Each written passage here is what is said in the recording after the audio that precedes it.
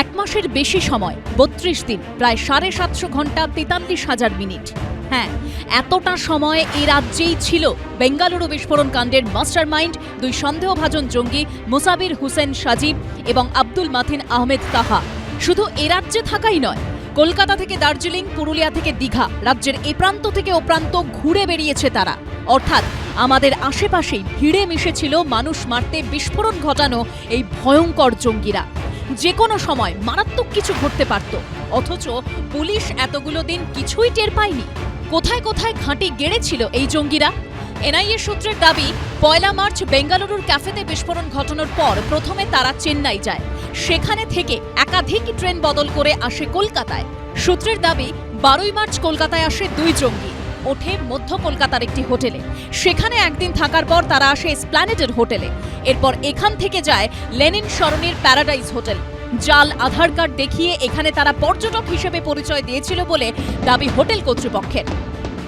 তদন্তকারীরা যাতে নাগাল না পায় সেই জন্যই বারবার করে ভুয়ো পরিচয়পত্র জমা দেওয়া হচ্ছিল বিভিন্ন হোটেলে, যেখানে যেখানে এই দুজন গিয়েছিল।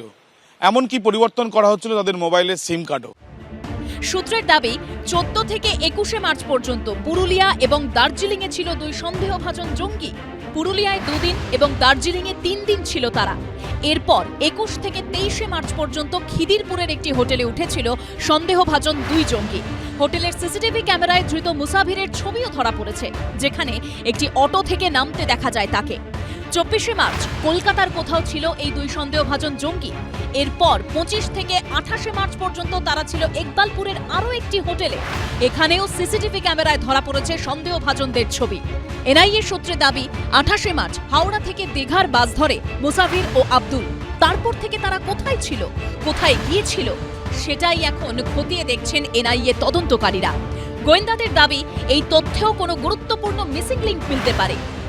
কলকাতার সিলেক্ট করেছে মনে হচ্ছে যে কলকাতায় এর সিস্টার অর্গানাইজেশন আছে, অর্থাৎ আইএসের আরও মডিউল কলকাতায় আছে যাদের মধ্যে এদের যোগাযোগ আছে বা যোগাযোগ ছিল, এবং সেই জন্যই কলকাতা ফ্যামিলিয়ার।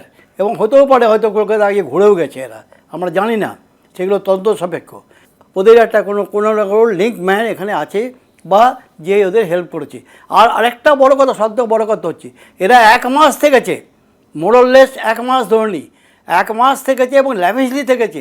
এই হোটেল সেই হোটেল, এই খাওয়া, এই পর্যটন কেন্দ্রে গেছে, দার্জিলিং গেছে, এখানে গেছে, খরচার ব্যাপার আছে। তো লিকুইড মানি, এই খরচাটা হচ্ছে লিকুইড মানি। এদের নিশ্চয়ই ব্যাংক ট্রানজ্যাকশন ছিল না, সুতরাং এই মানিটা কোত্থেকে পেল? গোয়েন্দা সূত্রে দাবি, ১০ এপ্রিল দীঘার আয়ুষ ইন্টারন্যাশনাল হোটেলে চেক ইন করে সন্দেহভাজন জঙ্গিরা। শুক্রবার ভোরে এখান থেকেই মুসাভির ও আব্দুলকে গ্রেপ্তার করেন এনআইএ গোয়েন্দারা। ১১ তারিখ গভীর রাত্রে নিউ দীঘার এই হোটেলে পুলিশের বিশেষ অভিযান। ৪তলা ৪০৪ নম্বর ঘর থেকে পাকড়াও করা হয় দুজনকে। যে দুজনকে পাকড়াও করা হয় তাদের গতিবিধি বা কী ছিল সেটা জানার জন্য পুলিশ কর্মীরা তারা আজকে এসে পৌঁছান হোটেলে এবং হোটেলের কর্মচারীদের সঙ্গে কথা বলেন।